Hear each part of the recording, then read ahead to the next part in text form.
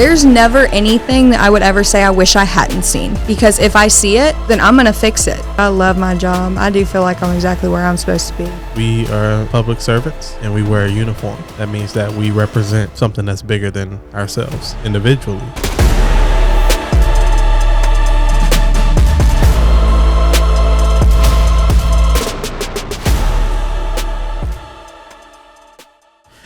Hey, what's going on, family? Welcome to another episode of Called to Serve podcast.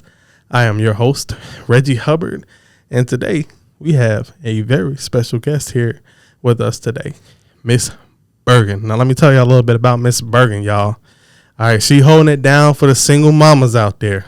She works in the animal control environment and industry, and she was a professional equestrian. So she loved them horses, y'all. Welcome, Burgin. Hello, thank you for having me, Reggie. Hey, thanks for coming. I think it's only fitting if we talk about just briefly how we met. I pulled up to the the fuel center, and so was she. So she was filling her vehicle, I was filling mine, and very brief interaction. Hey, how you doing? Blah blah blah blah. Then I pulled off, and before I pulled off, I was like, man, like she just seems like a really cool person. You know what I mean? I was like, she's just something about her spirit. Let me go back and talk to her. And I was like, oh man, animal services, animal control. And I was like, man, like that's an important like profession in society, because I ain't about to be going after nobody rabbit pit bulls or none of that other stuff. I'm not the one. Let me tell y'all. So I was like, you know what? Let me go see if she would be interested in coming on a podcast and really just telling her story so we can honor her for her service. So it was actually great timing too, because yesterday was the first week of Animal Control Appreciation Week. Oh, so no kidding. Yeah. Mm-hmm. So when did that start? Yesterday. Oh, okay. So it was all week. All right, so I'm gonna have to get you a gift. Okay. Yeah, okay, cool. Thanks for letting me know the things we don't know. Okay, so Burgin, tell us a little bit about yourself, your history, where you're from. Tell us about growing up. What kind of led you to make the decision to get into the industry that you're in now? Well, I grew up right around here in North Georgia. Okay. I graduated high school a year early. Okay. So she's got the brains. When I was 17, I moved down to Statesboro, Georgia, and went to Georgia Southern University. My dad at the time was working in Europe, so I'd taken the semester off to go and visit him. I was there for about 10 days, and then boom, COVID travel ban. They packaged me up, shipped me home, and I was just working. I was a waitress at the Longhorn Steakhouse. Okay. And so I was working there, and all my friends were just complaining so bad about, like, online school sucks so bad, like, it's so hard. And around that time, I got a call from a friend that said that she was taking over her mama's horseback riding barn and business, and would I want to move back home and start working there? And I was like, oh, yeah. So I said goodbye to the accounting degree, which I'm so glad. I can never actually picture myself being an accountant, like, now that I'm thinking about it. I worked with the horses for a long time. And really what kind of broke the business up was just a lot of, like, personal drama between everybody that worked there. There were 6 people that worked there, and it just all, like, imploded. Oh. Truly. Yeah, that's the worst. So I was kind of, like, just trying to figure out what to do. I mean, that had been my dream my whole life, really, was to coach and teach and train young horses. And kind of the mentality there is, like, if you want to take a break, that's fine, but there's somebody else that's going to take your place. So it was really hard for me. Like, when I first got out of it, I was working at my stepdad's law office, and I really hated that. I felt so lost in my life. I didn't really know what to do. Like, for the longest time, I had woke up every single day excited to be doing what I'm doing, and then at that point in time, I just wasn't. I would wake up and I'd go, oh, like, another day. Here we go. What do you think it was about that environment that made you like, oh, what the heck, dude? Like, this again? I'll tell you exactly what it was. It was being in an office with no windows. Oof. When I worked outside pretty much for the past several years. And like it got so bad, I got one of those little things on Amazon that you stick over like fluorescent light covers. It looked like trees. Nice. And I'd sit there and I would just stare up at the ceiling and just wish that I was outside doing something. I think another part might be that really like everybody could tell that I didn't really have any business being there. And it was like pretty much true. Like I had 0 qualifications for the job that I was working, and I was only working it because it was my dad's law firm. Yeah. And so like nobody really like respected me, when in the past everybody had like valued my opinion and asked my advice and this and that, and it wasn't like that there. Yeah. That must have been tough.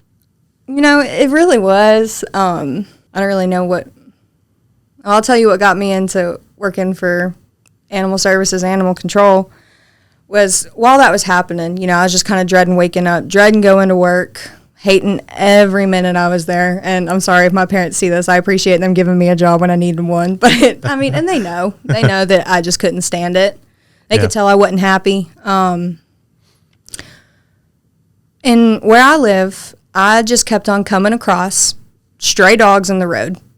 Literally twice a month, I would find a dog in the road, jump out of my car, call for it. Sometimes they wouldn't want to come with me willingly. I would have to like literally wrangle them and shove them in the back of my 4Runner. Did you have a rope too? Oh, yeah, absolutely. Oh, let's go. Yeah, totally. And I'd take them to the shelter where I lived in town. And it got to the point where, like, my friends kept on telling me that the stray dogs were finding me, that I wasn't finding the stray dogs, that they were finding me. And so I was sitting there at my desk one day, and I was like, you know what? Like, I'm going to see if there's any animal control jobs hiring. And sure enough, I opened up Indeed, and there was an ad posted for where I work now. And I filled out the little Indeed application, and they called me like a week later and said, we'd love for you to come in for an interview. Wow. Mm-hmm. And not long after that, I was offered a conditional hire, and then once I passed, you know, like the screening process, I've been doing it ever since, and I've loved it. Yeah. Mm-hmm. That's really cool. You know, I resonate with you with the whole office deal. Mm-hmm. I am not an office kind of guy. I just believe the lion don't belong in a zoo. You know what I mean? Yeah. Just because I'm that kind of person that I like, you know, be out there in people's faces, just like moving around, connecting with people and things like that. And I just don't like to feel like I'm being put in a box. Mm-hmm. You know what I mean? Yeah. Because I just have that, I guess there's a wildness about my nature. And I think that's okay. You know, I'm more of a hunter. You know, I like to go out there and get it, secure the bag. You know what I mean? So, yeah, that's really cool. So you go through that whole process. And, I mean, what was your mindset? Just like from the point where you went on Indeed and you submitted your inquiry, did you think they were going to call you? I don't know. I was really hoping about it. And like I was talking to all my friends at the time, like while I was doing it, because I can't remember who even told me that I should apply for that job.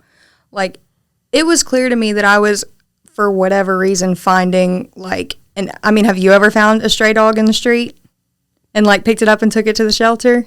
Me? Yeah. Nah. Well, that's the thing is like, I was like very aware that for whatever reason, I was finding an abnormal amount of dogs in my path. Yeah. And like I said, you know, my friend told me that it was a sign that I needed to be doing that. And then pretty much ever since that she had told me that, I felt like I just had to have that job. Like I'm that kind of person that like when I want something, I've got to have it. And so I was honestly very stressed, like just waiting to hear back from them, like waiting for the interview. I was like so nervous. And then like I remember telling my friends, like after the interview, I was like, I hope they call me. I hope they call me. Like I've got to have it. Like if they don't give it to me now, I'm going to apply next time they have an opening. Like it became just like super clear to me that like this is exactly what I should be doing. That's really cool. Mm-hmm. I think there's something very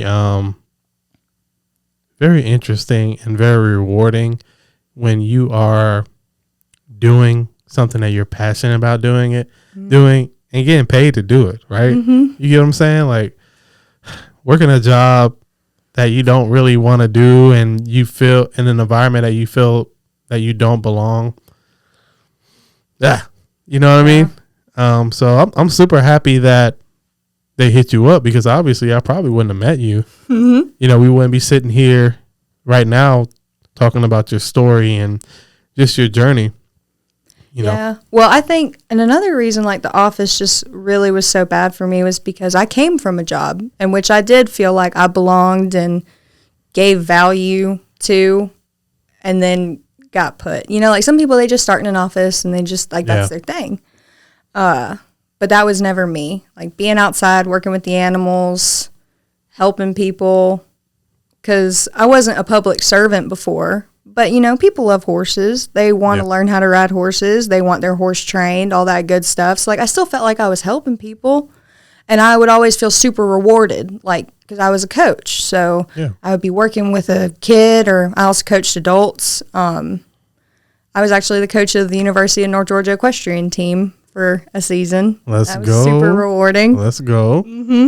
But, like, it would always be so gratifying to, like, watch someone struggle to overcome like a bad habit or a quirk they had in the saddle and then win at the horse show. And then it wasn't like that at the office. Obviously, I ordered like paper and organized the water fountain, you know, like the water jug things. I organized like contractors and stuff. But I was even telling one of my friends just the other day that like it feels so satisfying to like come home from work and actually feel like I'm making a difference and helping the community. Like, I need that as a person. Like, yeah.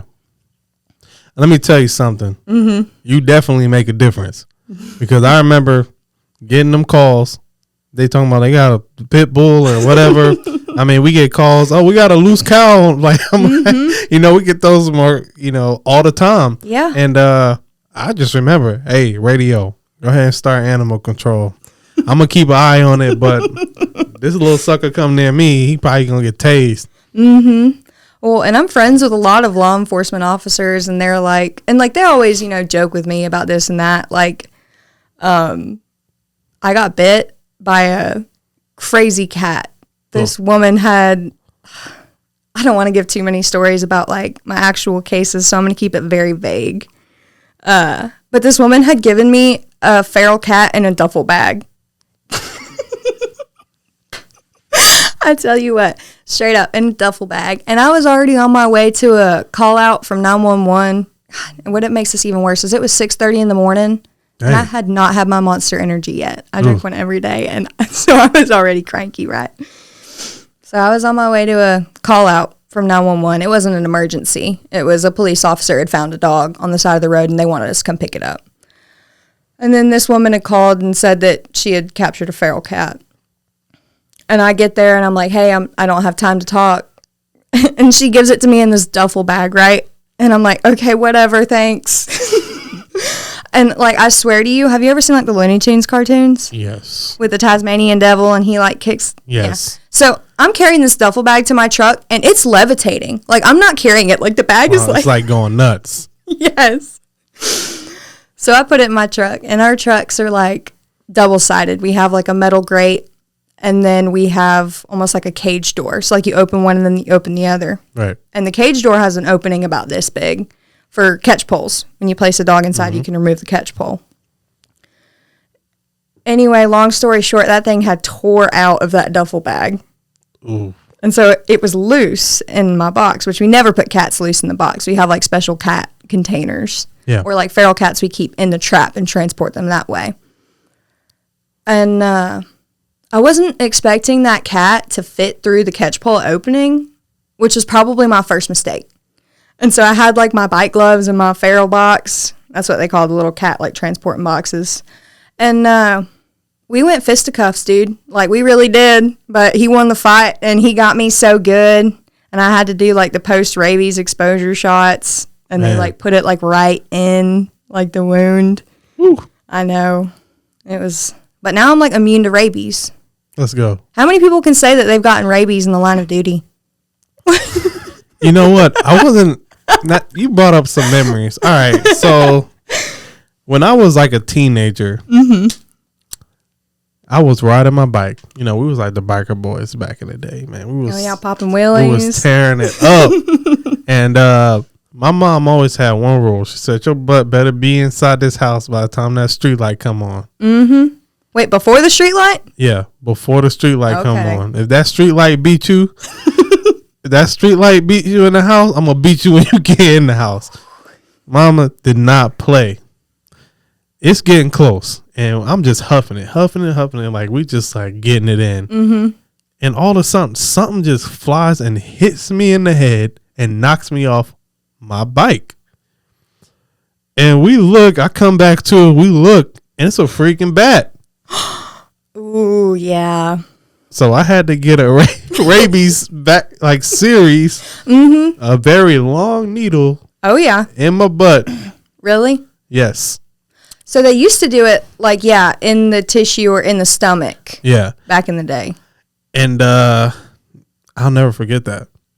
That Yeah. just brought back the memories. I was like, yo, you talk about getting rabies shots. Yeah, I got those. So, yeah. Okay. Continue. Well, I feel like I had kind of almost sidetracked us from the original question. Oh, yeah. Dog calls from the police officers. Yeah. Yeah. So, like, you know, like I just have like all sorts of crazy stories like that. And like all my friends just mess with me, like that are law enforcement officers that, you know, I got mauled by a kitten and that I, you know, got my butt handed to me. But like they do tell me like on a serious note that like they don't mess with dogs. Like when they show up on scene and there's a dog that like, you know, ooh. Yeah, for real, that they start getting nervous, especially like when you start, like if you were to have to like go into a struggle with the owner, like that puts you in a very dangerous situation where the dog feels like it has to protect. Yeah. That's that's one thing I always look around like, yo, do I see, especially like going into a domestic, right? I'm looking around like, okay, do I see any dogs? They got any dog radio? Do you know if they have any animals?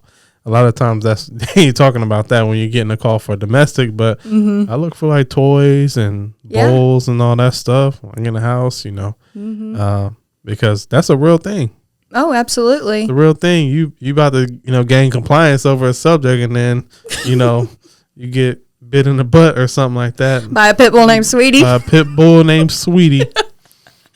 Well, and there's also a really big link as well. Yeah. Like I just did this whole training about the link between domestic violence, crimes against children, and crimes against animals. And so, you know, when it comes to like the cruelty and neglect and things like that, usually speaking, that's not going to be like your PTA going bake sale cookie making person. Yeah. That's going to be your person that's already been locked up. That's going to be the person that has maybe drug charges, violence charges. Like those are the kind of people that have like, you know, dogs starving to death at their house. Oof. Yeah. Yeah. Now that you mention that, like, because I know it's not all, you know, sunshine and rainbows, right? Mm-hmm. Sometimes you see some things that you just like can be heartbreaking or just, ooh, like I wish I never saw this. Have you ever experienced anything like as far as animal abuse? Like, what are you able to talk about? Just kind of something that you've seen. Yeah. I'm trying to think because like I definitely don't want to say like too much about like my cases and caseloads, especially because like some of my stuff is still pending court. Gotcha. Well, just be very vague. Yeah. Like, don't give any specifics. Just like, you know. Yeah. Well, as far as like the stuff that's hard to see. Yeah.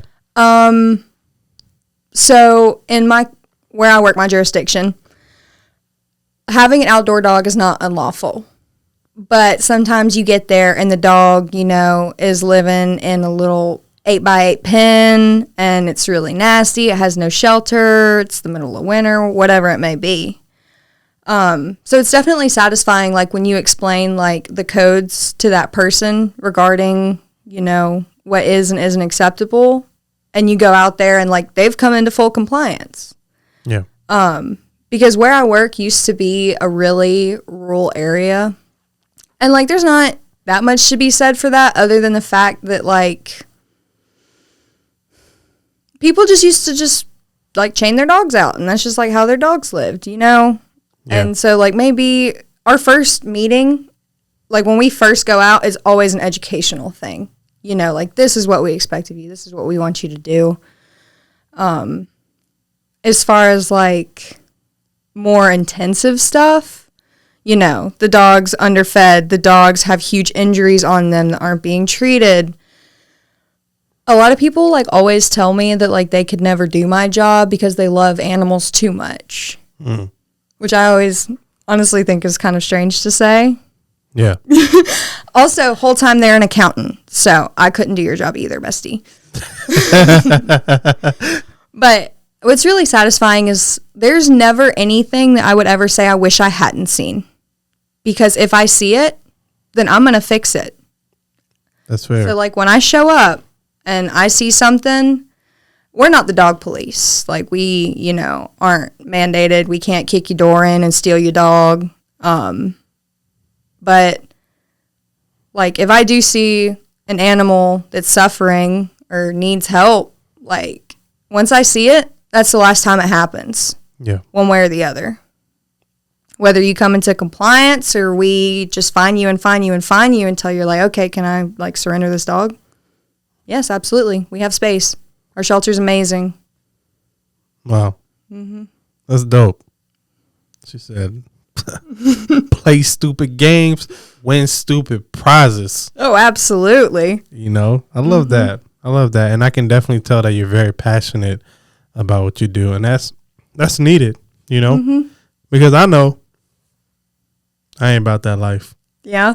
No, I'm not about that life. What, the dog life? The animal, the rodents, the... Oh, we don't do rodents. You know, hey, say rodent again. Rodents. Let's go.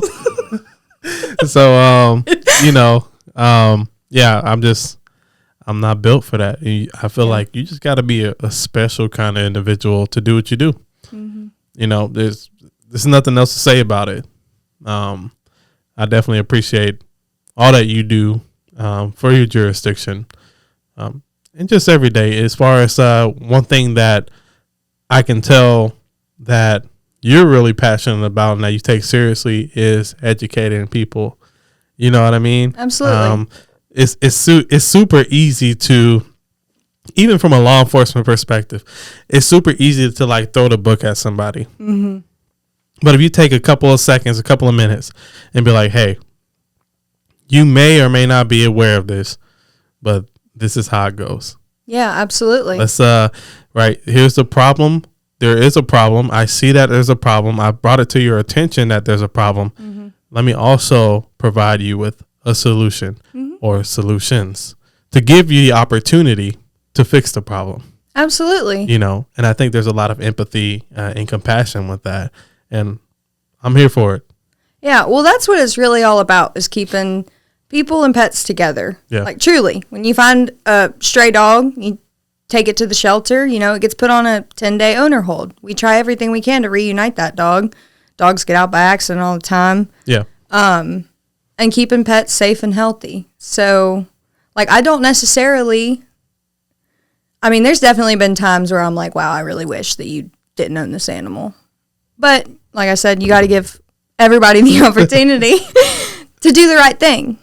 Yeah. You know, because maybe they were raised one way. Oh, well, when I was growing up, this is how my daddy kept his dog. I didn't see a problem with it because that's how I was raised, whatever.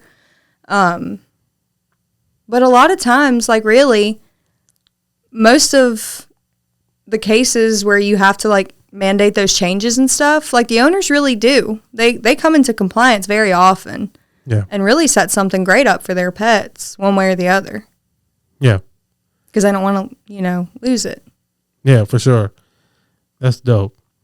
So let's kind of transition a little bit, because I'm sure our audience is gonna really want to know more about Burgin. You know, one. I do have a question. Mm-hmm. Okay.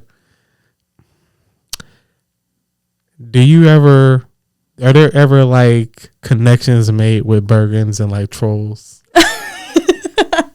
Because when you first told me that your name was Burgin, that was the first thing I thought about was those dang troll movies. That movie is the worst thing that ever happened to me in my life. Truly. Yeah, that does happen a lot. Yeah.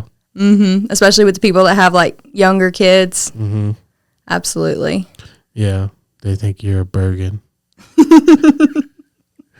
Yeah, so I wanted to know that because, I just thought it was. Well, that's more in my personal life. As far as like complainants and like, they're either violators or suspect dog owners is what we'll call them. Gotcha. I'm Officer Lee. I never give out my first name. Yeah. One, because like I don't even give my first name out at Starbucks because we have this whole like back and forth. Wait, what's your name? Can you spell that? Oh, that's so interesting. Like, dude, just give me my freaking coffee, okay? Like, I need it. I actually don't drink coffee like that. Really? Yeah. I may drink maybe 1 cup a year, maybe. Oh my God. I don't drink energy drinks or anything like that. You're a better man than me. Well, I'm a man and you're not, so I guess that would be correct. But yeah, I don't know. I just have natural energy, Yeah. So yeah, back to what I was saying.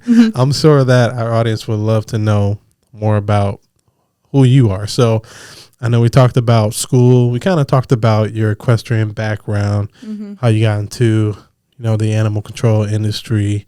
How is that, or how is being a single mom? How does that kind of flow and how does that work for you? Well, my mom helps me a lot. But the way that my custody schedule is worked out, so I work 4 10s. Okay. And then his dad, my son's dad, will have him 3 days a week. Yeah. So he'll have him when I'm on shift. My mother will pick him up from school. He goes to preschool. My mother will pick him up from school on my first day of shift. And then I'll see him when I get home that night. And then I'll take him to school the next morning, and his dad will have him until I get off shift.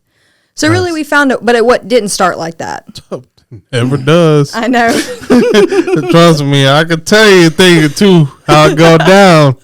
Yeah, it was really hard to kind of like almost strong arm that custody schedule into making it like bearable in a way that like I could actually see my son, because he was a firefighter, so he worked 24-hour shifts. Yeah.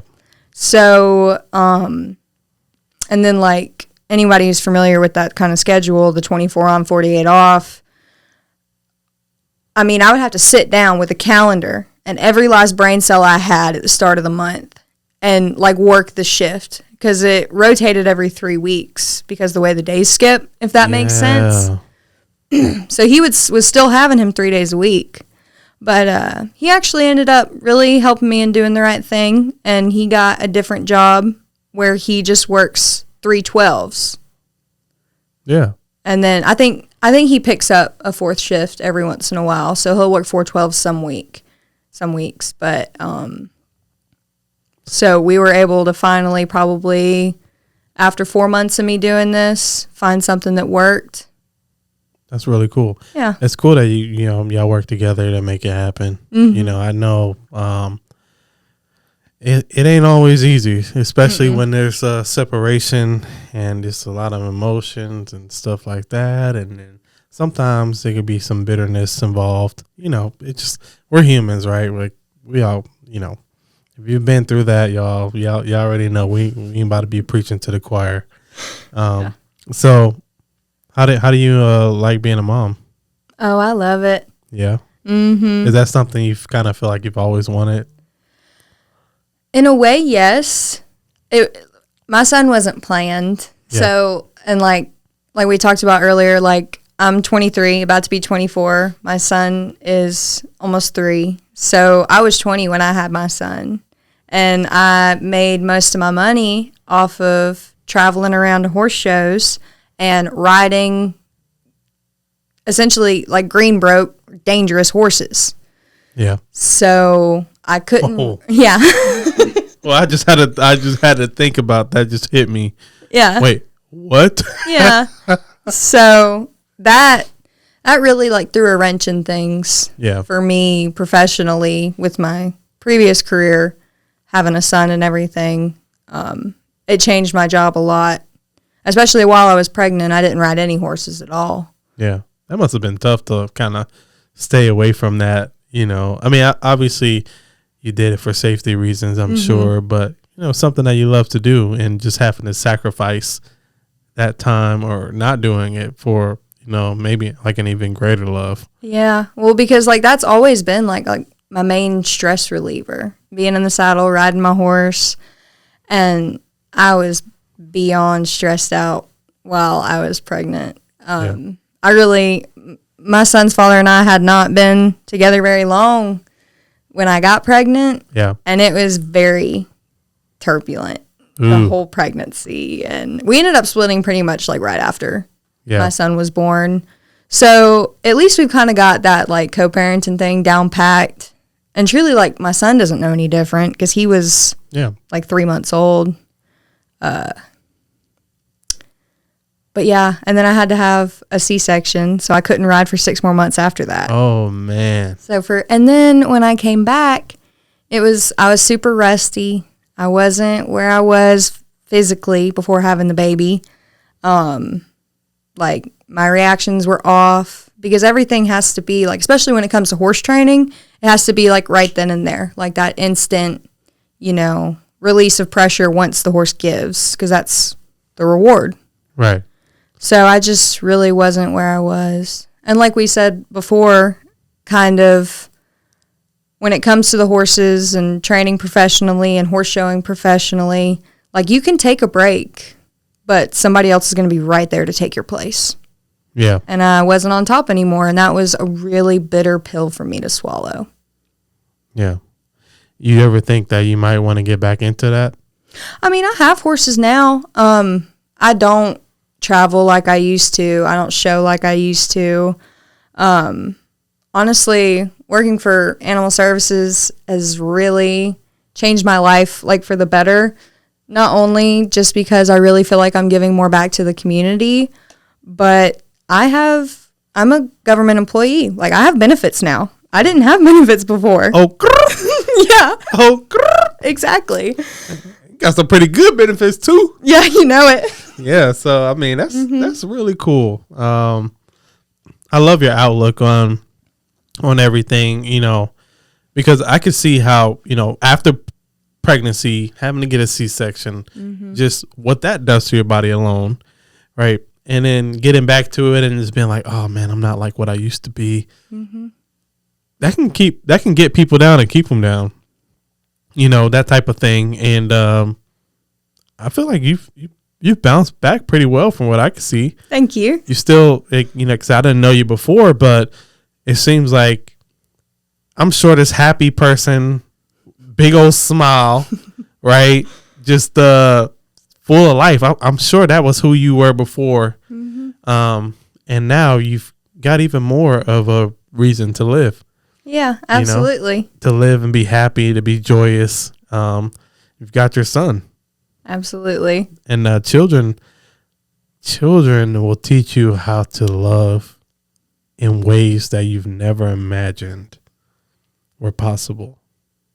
And yeah, I'm super grateful to be a dad. It's like my favorite thing in the world.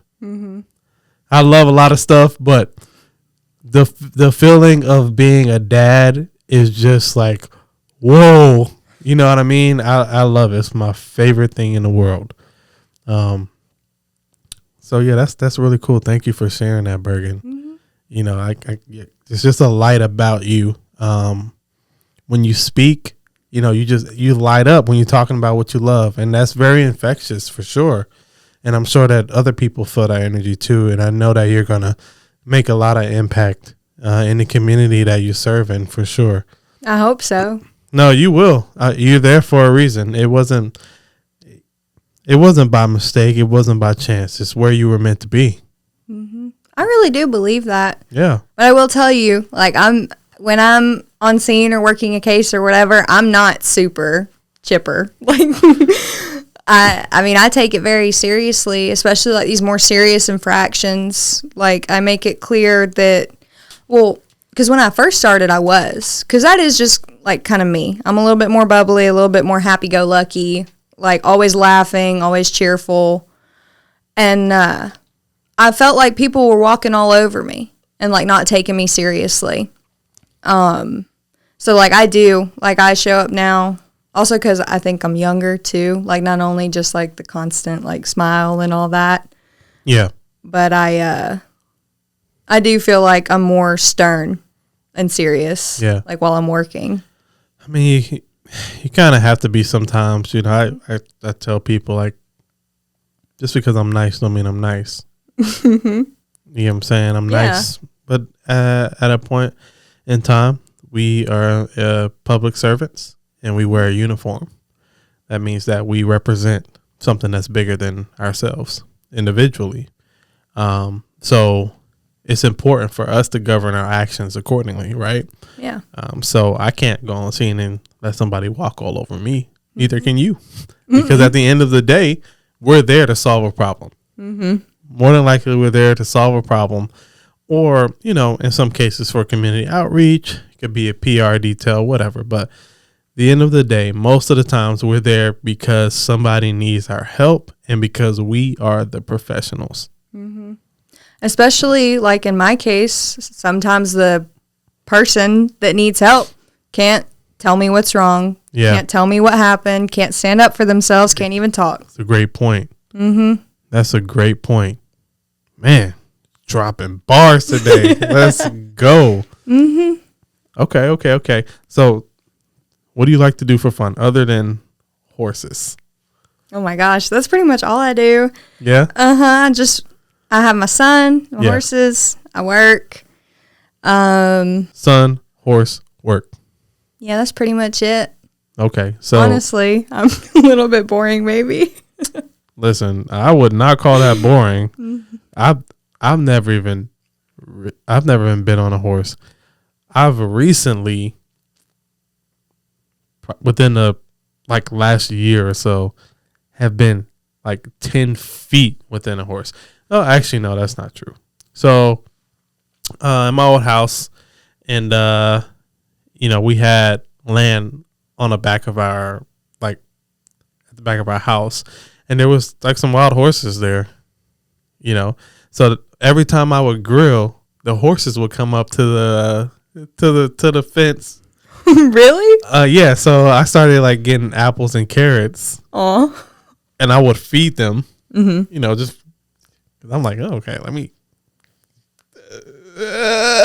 Just don't bite my freaking hand. A horse can literally bite your finger off your hand. I saw those teeth. It's 2-inch long teeth. I'm like, listen, I'm gonna give you this apple, bruh, but just take the apple, okay? Which I prefer to give the carrots because they're longer and they can just take it. But yeah. So yeah, I've had very limited encounters with horses, being within 5 feet of them. I do believe I will try to ride one day. But if it's anything like riding a camel. No, camels are mean.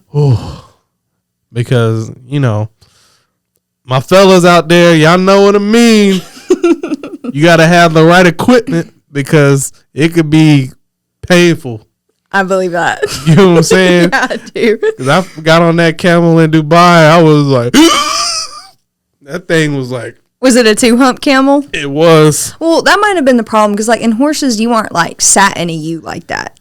Yeah. You know what I mean? It was rough.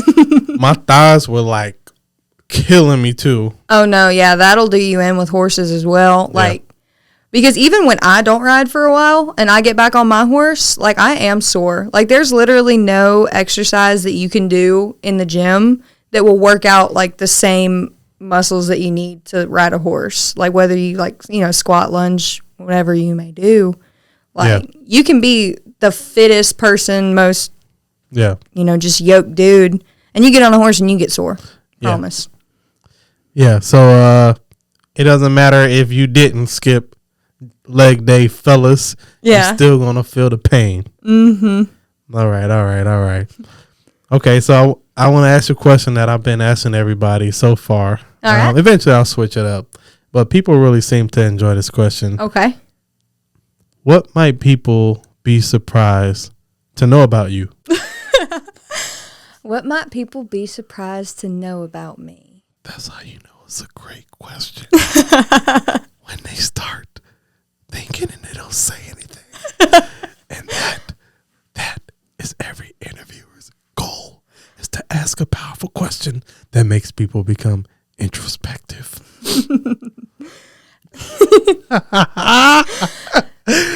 All right, so I work with animals, always have. It's my job to, keep animals safe, keep people safe from animals. Yeah. I can't stand cats. Okay. You know what? Me either. Like most dogs are not aggressive by nature, right? Like, they're not just going to bite you for no reason. Like, most of the time, they're scared that you got them out of their comfort zone, whatever. I'm a firm believer that just, like, all cats are evil. Like, in their heart. You know what? Someone said something to me, and I resonate with that. You see, dogs, it's like they worship you. Mm-hmm. Cats expect you to worship them. Yeah. And now, before we upset any cat owners and who think that their cat's the sweetest and they love them, it is what it is, player. It is what it is. Well, my brother's a cat owner and he loves his cat. His cat is a cat that I found underneath my porch one day, right after my landlord had mowed the grass, and it was up underneath my porch. I was like, "Whoo, you got lucky." Yeah, they should be. Cat lovers should be glad that some people like us don't mess with cats like that, because we could have had their cat. You get what I'm saying? Like, yeah. Come on, I'm a veteran in the Army, and did several years. We'll just say over a decade. And I tried the cat thing. For like a year and a half. Mm-hmm. I was not vibing with that cat. Really? I do not like the fact that thing would be up somewhere just looking at you. Yeah. You can't tell where it's going. It doesn't listen. It doesn't, it's just a little evil little thing. I'd be walking and the thing just. Well, and a cat will eat you. Like, if you die in your house, a cat will eat you before you even get cold. Man, see, that's that stuff right there. I know, the betrayal. It doesn't even have to be hungry to do it. That's that stuff. Taste. It ain't just for me. It's just not for me, player. And I work with a lot of cats. It's not that I'm mean to them or anything like that. It's just, yeah. Like, I don't know. I think a big part of that is that the only cats I ever had growing up were barn cats that lived in the horse barn specifically to eat mice and keep other things away. And so you didn't pet those cats because they were nasty rat eaters. Yeah. So I grew up thinking that cats just weren't for petting. They were for killing mice, and that's what cats did. And yeah. And I didn't freaking want the dang cat. I'd be sleeping and things jump on my bed, and listen, I had to make sure that cat was not in my room and that my door was shut. I would search for that cat every night, make sure that I knew where it was. So I shut my door, because I know if that cat would have jumped on me while I was asleep, that cat would have died. It would have died. I'm bad about getting woken. I get terrified. Like, if something wakes me up while I'm sleeping. Listen, I'm coming out swinging. You heard? Yeah. I'm telling you. So, yeah, Burgin, I'm so grateful to have met you. You just have a very kindred spirit. And, I think people are going to really enjoy watching this. And I can just tell that you're going to impact so many people just by being there, being around. Well, I hope if anybody's watching this and is wanting, has any kind of interest in animal control, animal services, whatever, You know, like I said, a lot of people are like, I could never do your job because I love animals too much. Yeah.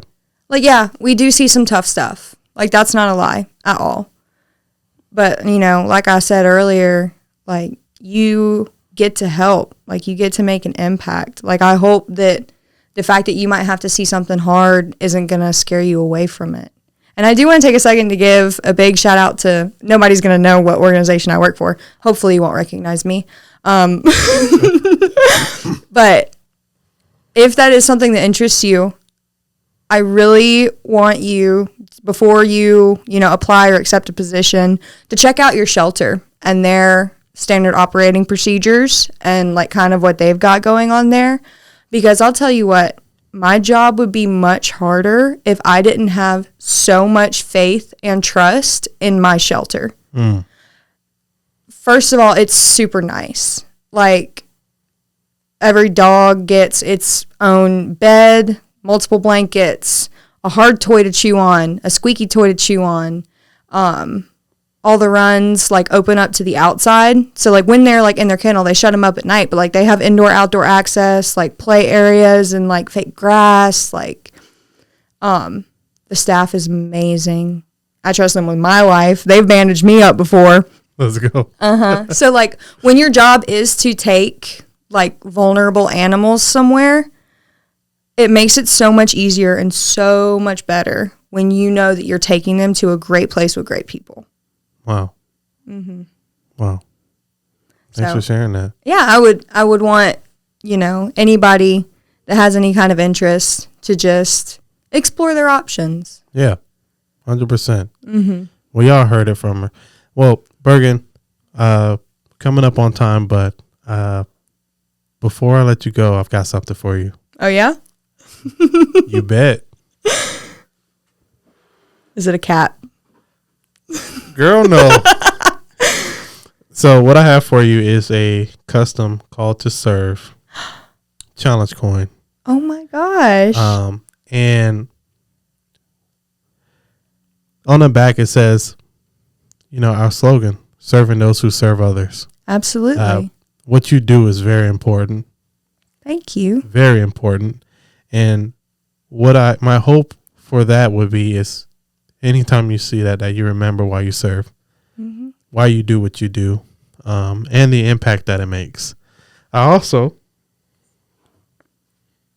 have a sticker going on my, I call it my doc box, where I keep all like my documents, my warnings, my carbon copies. You can put it wherever you like, but that can also serve as a reminder.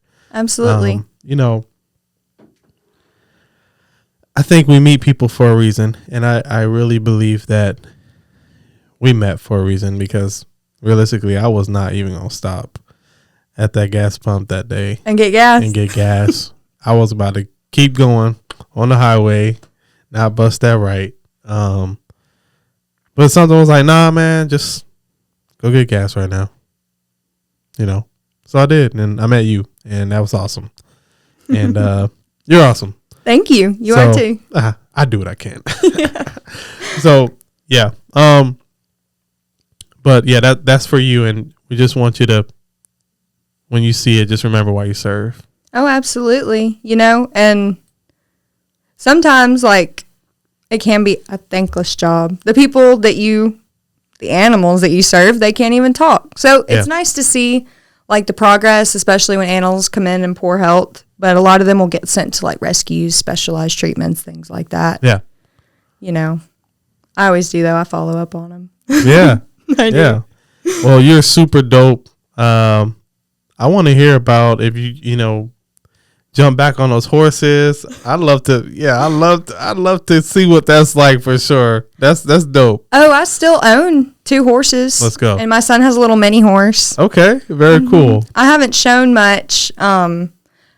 I bought an unbroken 2-year-old right before, like literally 3 weeks before I found out I was pregnant. Oof. And so she's been sitting in a pasture until like 6 months ago. I just let her grow up. She turned 5 this April. Okay. So I've got her under saddle and going. So hopefully next year I'll be able to hit some more horse shows. But yeah, I don't think I'm ever going to go back to being on the road like that. I mean, I really do. I love my job. I do feel like I'm exactly where I'm supposed to be. Man, that's awesome.